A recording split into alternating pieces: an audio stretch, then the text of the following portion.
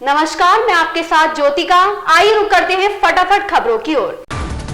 सपा नेता आजम खां के जौहर ट्रस्ट के कब्जे से शिक्षा विभाग की 41,181 वर्ग फीट 3,825 वर्ग मीटर जमीन मुक्त कराने का आदेश शासन ने जारी कर दिया। इस जमीन पर आजम खां ने Rampur public school, girls wing और सपा कार्यालय बना रखा। बृहस्पतिवार को जिला प्रशासन को इस संबंध में अपर मुख्य सचिव दीपक कुमार का पत्र मिल गया है। आदेश मिलने के बाद जिलाधिकारी रविंद्र कुमार मांदड़ ने सीडीओ की अध्यक्षता में 6 सदस्यीय कमेटी गठित कर दी है। संभावना है कि प्रशासन शुक्रवार को नोटिस जारी कर सकती है। लोकसभा चुनाव से पहले समाजवादी पार्टी सपा को बड़ा झटका लगा है। कद्दावर नेता रवि प्रकाश वर्मा ने शुक्रवार को सपा की प्राथमिक सदस्यता से इस्तीफा दे दिया। उन्होंने अपने इस्तीफा देने का कारण लखीमपुर खीरी में सपा की आंतरिक गतिविधियों को बताया। चर्चा है कि रवि वर्मा अब कांग्रेस में शामिल हो सकते हैं। इधर कांग्रेस प्रदेश कमेटी ने उनको पार्टी में शामिल कराने की तैयारियां पूरी कर ली। आईआईटी बीएचयू परिसर में छात्रा से अश्लीलता से नाराज छात्र छात्राएं सड़क पर उतर आए। पठन पाठन और शोध का काम ठप कर दिया। सुबह 10 बजे से देर रात तक धरना प्रदर्शन करते रहे। इस बीच छात्रों से बात करने पहुंचे निदेशक प्रोफेसर पीके जैन और कई शिक्षकों को जिमखाना क्लब मैदान में बंधक बना लिया गया। मैदान के बाहर निकलने का मुख्य गेट बंद कर दिया गया। इस बीच पुलिस मूक दर्शक बनी रही। छात्र सुरक्षा और व्यवस्था पर लिखित आश्वासन की मांग पर अड़े रहे। बताया जा रहा है कि आईआईटी बीएचयू के इतिहास में इतना बड़ा प्रदर्शन नहीं हुआ था। यह पहला मौका है जब 1000 से ज्यादा छात्र सड़क पर उतर आए। प्रधानमंत्री नरेंद्र मोदी ने आज यानी शुक्रवार को प्रगति मैदान में mega food event world food India 2023 के दूसरे संस्करण का उद्घाटन किया। प्रधानमंत्री ने कहा, पिछले 9 वर्षों में प्रसंस्कृत खाद्य पदार्थ के निर्यात में 150% की वृद्धि हुई है। आज हमारा कृषि निर्यात विश्व स्तर में 7वें स्थान पर पहुंच गया। खाद्य क्षेत्र में ऐसा कोई क्षेत्र नहीं है जिसमें भारत ने प्रगति ना की हो या विकास तीव्र लग सकता है, लेकिन यह निरंतर और समर्पित प्रयासों का परिणाम है। हमारी सरकार के कार्यकाल के दौरान भारत ने पहली बार कृषि क्षेत्र में निर्यात नीति लागू किया है। हमने पूरे भारत में लॉजिस्टिक्स और बुनियादी ढांचे का एक नेटवर्क स्थापित किया। विश्व कप 2023 के 33वें मुकाबले में भारत ने श्रीलंका को 302 रन से हराकर सेमीफाइनल में जगह बनाई। इस मैच में भारतीय तेज गेंदबाजों ने कहर बरपाया। मोहम्मद शमी ने 5 विकेट और मोहम्मद सिराज ने 3 विकेट चटके।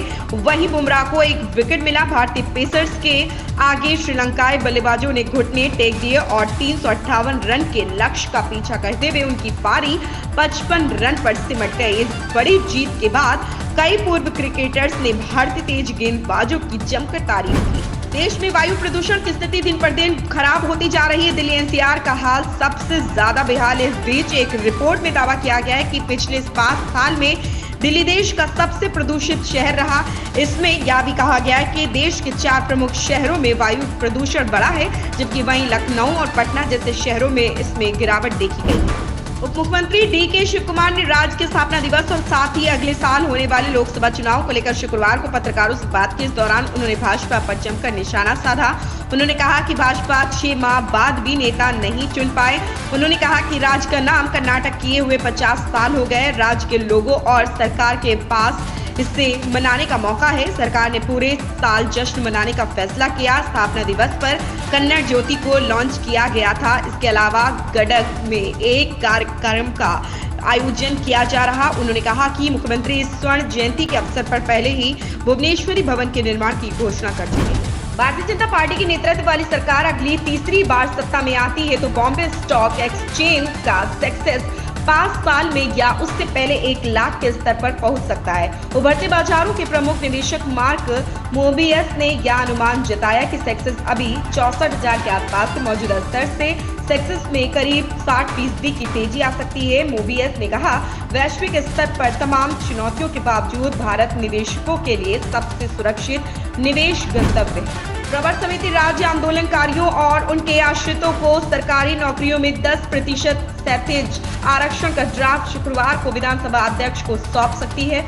संसदीय कार्य मंत्री प्रेमचंद अग्रवाल की अध्यक्षता में प्रवर समिति की अंतिम बैठक बुलाई गई। राज्य आंदोलनकारियों के आरक्षण बिल के एक बिंदुओं पर गहन मंथन के बाद प्रवर समिति अंतिम नतीजे पर पहुंच गई। बीते 31 अक्टूबर को हुई बैठक में बिल में नए सुझावों को शामिल करने का निर्णय लिया। 3 नवंबर को होने वाली बैठक में ड्राफ्ट को अंतिम रूप देकर प्रवर समिति विधानसभा अध्यक्ष ऋतु खंडूड़ी भूषण को सौंप सकती हैं। अभिनेत्री मौनी रॉय अपने नए शो टेम्पटेशन आइलैंड को लेकर हर तरफ चर्चा में है। मौनी रॉय टीवी से लेकर बॉलीवुड इंडस्ट्री का जाना माना नाम है। अभिनेत्री ने सीरियल के अलावा gold made in China, Romeo, Akbar, Walter, वेले और ब्रह्मास्त्र जैसी फिल्मों में काम किया। अब हाल ही में मौनी ने खुलासा किया है कि उनसे कभी भी रियलिटी शो में भाग लेने के लिए नहीं कहा गया था, लेकिन इस शो में वह बतौर जज नजर आएंगे। इन खबरों में बस इतना ही, बने रहिए हमारे साथ।